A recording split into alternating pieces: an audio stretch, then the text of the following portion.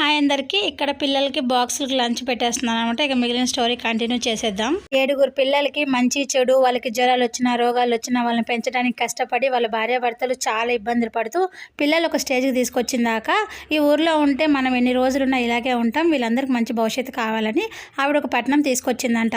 వాళ్ళని ఒక వయసు వాళ్ళు అయిన తర్వాత ఎవరొకరి కింద పనిలో పెట్టి వాళ్ళకి పని నేర్పించడం అయితే స్టార్ట్ చేసిందంట. ఇలా స్టార్ట్ చేస్తున్న టైంలోనే, పిల్లలు ఎదుగుతున్న టైంలోనే వాళ్ళ కూతురు కూడా ఎదిగే వయసు వచ్చేసిందంట.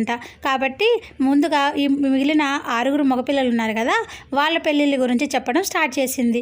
ఓకే, పెళ్ళిళ్ళు అంటే చాలా ఇంట్రెస్టింగ్గా ఉంటుందని ఇంకా కొంచెం ఇంట్రెస్ట్గా ఆవిడ అడగటం మొదలుపెట్టాను.